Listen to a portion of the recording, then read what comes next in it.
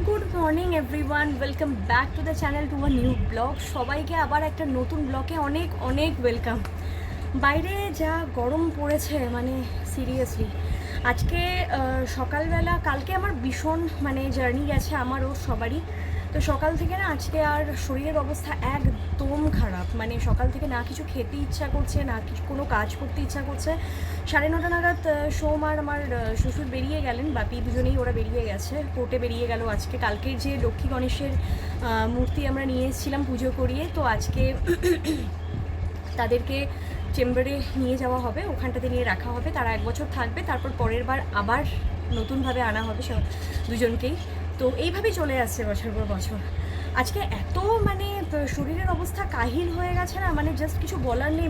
আমি ওরা বেরোনোর পরে একটু রাস্তায় বেরিয়েছিলাম, আমার একটু মেডিসিন নেওয়ার ছিল। তারপরে আজকে মানডে যেহেতু একটু শিব ঠাকুরের জন্য ওই আকন্দ ফুলের মালা অ্যান্ড একটু ফল টল আনার কথা ছিল, তো আমি বেরিয়েছিলাম। তো তারপর থেকে না আমার শরীর আর চলছে না, টোটালি সিরিয়াসলি আমি আর বুঝতে পারছি না যে কীভাবে কী করবো। সকাল থেকে আজকে ব্রেকফাস্ট করার মতো একদমই শরীরের অবস্থা নেই, কিছু খেতেও ইচ্ছা করছে না, পেট একদম ভার। তো সকালে উঠে একটু উষ্ণ গরম জল, যেটা আমি প্রত্যেক দিনই খাওয়ার চেষ্টা করি, এখন একটু ডিটক্স ওয়াটার বানিয়ে নেব, কারণ এই গরমে ডিটক্স ওয়াটারটা আমার ভীষণ পরিমাণে আমাকে হেল্প করে। আর কিছুই না, আজকে ওটসও খেতে ইচ্ছা করছে না। ম্যাক্সিমাম দিন সকালবেলা এদের আমি কর্নফ্লেক্স না হলে ওটসই খেয়ে নিই, এখন একটু চেষ্টা করছি হেলদি খাওয়ার। বরাবরই আমি খুব একটা হেলথ কনসিয়াস ছিলাম না, বাট রিসেন্টলি কিছু পেটের প্রবলেম হচ্ছে, একটু অ্যাসিড হয়ে যাচ্ছে, সেসব কারণের জন্য এখন টোটালি অনেক কিছু আমি অ্যাভয়েড করি। খাওয়ার নাম শুনলে এখন আমার আতঙ্ক লাগে। আর আমি এত পরিমাণে ফুডি যে রাস্তায় দেখলে আমি খাবার কন্ট্রোল করতে পারতাম না, ঠিক সেই আমি এখন রাস্তায় বেরোলে খাবার দেখলে না ঠিক এইরকমভাবে থাকি। তো যাই হোক, এইভাবেই সকালটা আজকে কাটলো। একটু পরে একটু আইস ট্রিটমেন্ট নেব, যেটা স্কিনের জন্য ভীষণই ভালো, তোমাদের সাথে ডেফিনেটলি শেয়ার করব। আর দেখা যাক তারপরে কিভাবে সময়টা কাটে। এই যে এদেরকে দেখছো, এরা আমাদের পোষ্য নয়, বেসিক্যালি এরা আমাদের কমপ্লেক্সের মধ্যেই থাকে। প্রচুর পায়রা, কাঠবিড়ালি, বিভিন্ন আননোন সব পাখি আর সুন্দর সুন্দর পাখি। তো এদেরকে আমরা খেতে দিই, এদেরকে আমরা ডাল দিই, চাল দিই, বিভিন্ন জিনিস টুকটুক করে এরা খেয়ে নেয়। আমাদের থেকে বেশি এরাই থাকে আমাদের বাড়িতে। কাঠবিড়ালিরা এখনও আসছে না, আসলে তোমাদের সাথে অবশ্যই তাদের ভিডিও শেয়ার করব। আমার আর শান্তি নেই, আবার বেরালাম, আবারও টুকটাক কিছু জিনিস আনতে হবে, তাই জন্য এই রোদের মধ্যে আবার বেরালাম। ভাবলাম জামা কাপড় পরাই আছে, চলে যাই। তো এই আমাদের কমপ্লেক্সের ভেতরটাতে মোটামুটি আমাদের অ্যাকচুয়ালি 2টো ফ্ল্যাট, একটাই গভর্নমেন্ট কমপ্লেক্সের ভেতরে আর একটা কমপ্লেক্সের ঠিক উল্টো দিকে, তোমাদের সাথে একদিন শেয়ার করব। তো সোসাইটির বাইরে মোটামুটি এইসব দোকানগুলো রয়েছে, এইদিকে সুইগি, ইনস্টামার্ট রয়েছে, খুব হেল্প হয়, যখন বেরাতে পারি না তখন আনিয়ে নিই। ব্যাস চলে এলাম, এবার বাড়িতে ঢুকলাম, একটু ফ্রেশ হয়ে নিলাম, আধা ঘন্টা 1 ঘন্টা রেস্ট নিলাম, তারপর একটু আইস ট্রিটমেন্ট করতে বসালাম। তো জলের মধ্যে একটু আইস নিয়ে নিয়েছি, দেখতেই পাচ্ছ তোমরা, ঠান্ডা জল ফ্রিজ থেকে বার করেছি, একটু আইস নিয়ে নিয়েছি। এবার 5 সেকেন্ডের জন্য মুখটাকে ডুবিয়ে বসে থাকবো, এভাবে ঠিক 3 থেকে 4 বার 5 সেকেন্ড করে একটু মুখটা ডুবিয়ে বসে থাকবো। বিশ্বাস করো তারপর যা ফ্রেশনেস লাগবে না, জাস্ট বলার নেই। যে কোনো মেকআপ করার আগে বা এভরিডে আর্লি মর্নিংয়ে এই ধরনের ট্রিটমেন্টটা যদি তোমরা নিয়ে থাকো, মুখটা অটোমেটিক্যালি দেখবে একটু হালকা পিঙ্ক পিঙ্ক টাইপের একটা ফ্লেভার চলে এসছে, অনেকটা ফ্রেশ লাগবে, স্কিনটা অনেক ভালো হয়ে যায়, অনেক গ্লো করে সব দিক থেকে। গরমকালে তো ভীষণই ভালো এটা নেওয়া। ম্যাক্সিমাম সেলিব্রিটিরা দেখবে এই ধরনের ট্রিটমেন্ট কিন্তু নিয়েই থাকে, তো আমাদের তো নিতে কোনো অসুবিধা নেই। আইস বেসিক্যালি স্কিনের জন্য খুব ভালো, স্কিনের অনেক পোর টাইটনিংয়ে কিন্তু অনেকটা হেল্প করে। তো আমি বলবো যাদের ঠান্ডার সমস্যা আছে, ঠান্ডার প্রবলেম আছে, তারা প্রথম 2 সেকেন্ডের জন্য ট্রাই করতে পারো, কিন্তু ডিরেক্টলি কিন্তু আইস এভাবে মুখে নেবে না কখনো, ঠিক আছে? ডিরেক্টলি আইস মুখে দেওয়া উচিত না। এইবার যেটা করব সেটা হচ্ছে আমি একটা টোনার মুখে দিয়ে দিচ্ছি। এই যে টোনারটা, সেটা কিন্তু আমি রাইস টোনার ইউজ করছি, আর রাইস টোনারটা আমি নিজে বাড়িতে বানিয়েছি। রাইস টোনার না, সরি, এটা রাইস ওয়াটার টোনার। খুব সুন্দর রাইস ওয়াটার টোনারটা মুখে ইউজ করার জন্য ভীষণই ভালো, এটার রেমেডিজ আমি একদিন শেয়ার করব। এবার হালকাভাবে মুখে একটু হালকা ম্যাসাজ আমি করে নিচ্ছি, খুব হালকাভাবে, জাস্ট হাত দিয়ে দিয়ে খুব সুন্দরভাবে। একটা আলাদা লেভেলের কি বলবো, শান্তি কাজ করে এই টাইমটাতে। এদিকে সেদিনকে শনিবারে বাজার থেকে কিছু কাঁচা আম নিয়ে এসেছিলো আমার শ্বশুর। তো যাই হোক, কাঁচা আম দিয়ে তো বিভিন্ন রেসিপি হয়, কাঁচা আমের টক ডাল হয়। আমি আজকে যেটা বানাবো একটু চাটনি বানাবো, আর এদিকে আমি আমার ডিটক্স ওয়াটারটাও বানিয়ে নিয়েছি, এটাও একদিন শেয়ার করবো আমি কীভাবে ডিটক্স ওয়াটারটা বানিয়ে খাই। এই গরমে জাস্ট ডিটক্স ওয়াটারটা ছাড়া আর কিছু ভাবতে পারি না। তো এদিকে আমি আমটা কাটতে বসে গেলাম, একটু চাটনি আজকে খেতে ইচ্ছা করছে, অনেক দিন হয়ে গেল তো কাঁচা আমের চাটনি মিস করছি আমি। তো আমগুলোকে পিস পিস করে তো কেটেই নিচ্ছি এরকমভাবে।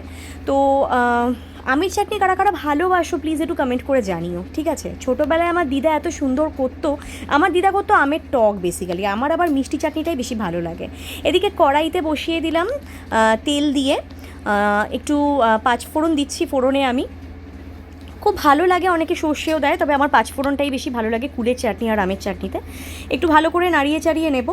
ওদিকে আমটাকেও আমি মোটামুটি একটু সিদ্ধ করতে বসিয়ে দিয়েছি, কারণ আমটা ভালোই শক্ত, কাঁচা মিঠা আমি এগুলো বেশিক্ষণ সিদ্ধ করতে লাগে না। তো একটু সিদ্ধ হয়ে গেলেই কী করবো, আমি এটাকে কড়াইতে দিয়ে দেবো। তো মোটামুটি এদিকে সিদ্ধ হয়ে গেছে, আমি এটাকে কড়াইতে দিয়ে দিয়েছি। এবার একটু নেড়ে নেব, ভালো করে নাড়িয়ে চাড়িয়ে। ইলেকট্রিক কেটেলে আমি একটু গরম জল বসিয়ে দিয়েছি। কখনও রান্নায় ঠান্ডা জল দেবে না, রান্না যে মানে পদ্ধতিটা ওখানেই থেমে যায়, কিন্তু রান্নায় সবসময় চেষ্টা করবে একটু গরম জল দেওয়ার, যেটা সবাই দিয়ে থাকে, যারা দাও না তারা গরম জলই দিও। তো ইলেকট্রিক কেটেলে একটু গরম জল বসিয়ে দিয়েছিলাম, তো সেই গরম জলটা আমি এখন চাটনিতে দিয়ে দিলাম। এবার ভালো করে সুন্দর করে একটু নাড়িয়ে চাড়িয়ে নেব চাটনিটাকে। সত্যি কথা বলতে গেলে গরমকালে এটাই একটা শান্তির ব্যাপার, খাওয়ার পরে এই মিষ্টি চাটনি খাওয়াটা একটা তৃপ্তি, মানে আলাদা লেভেলের তৃপ্তি জাস্ট। তো চাটনিটা বাড়ানোর জন্য আরেকটু আমি জল দিয়ে দিলাম, কারণ আমাদের এক সপ্তাহের জন্য মোটামুটি চাটনি করা হয়, বাট 3-4 দিনেই আমি শেষ করে দিই চাটনি খেয়ে। আমার বাপি চাটনি খেতে ভালোবাসে আর আমি চাটনি খাই। আমার শাশুড়ি মানে মামুনি আর সোম, এরা দুজন কেউই চাটনি খায় না, আর টক খুব একটা খেতে পারে না। তো এবার একটু চিনি দিয়ে দেবো। তো মোটামুটি 4 চামচের মতো আমি একটু চিনি দেবো। তার আগে একটু নুন দিচ্ছি, কারণ যে কোনো মিষ্টি আইটেমে একটা পিঞ্চ অফ সল্ট মানে একটু যদি কেউ দিতে পারো তাহলে খুব মানে টেস্টটা খুব ভালো মতো এনহ্যান্স হয়, ঠিক আছে? তো আমি জাস্ট একটু মানে একদম স্প্রিঙ্কল করে একটু সল্ট দিয়ে দিলাম।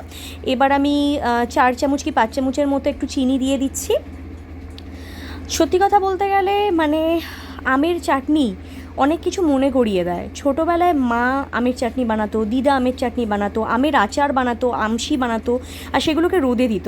আর আমি স্কুল থেকে এসে বসে বসে সেই সন্ধেবেলা, মানে স্কুল থেকে ফেরার পরে বিকালবেলা সন্ধেবেলা বসে বসে সেই আচার খেতাম, আমশি খেতাম, চাটনি ফ্রিজ থেকে বার করে। তখন তো যদিও বা ছোটোবেলায় মানে যখন আমি স্কুলে পড়তাম তখন হয়তো ফ্রিজ ছিল না, যখন আমি মনে হয় 9-10-এ পড়ি তখন বোধহয় আমাদের বাড়িতে ফ্রিজ এসছে, বা তারও আগে হয়তো এসে গেছিলো। তো ফ্রিজ থেকে বার করে আমি সেই চাটনি বার করে করে খেতাম।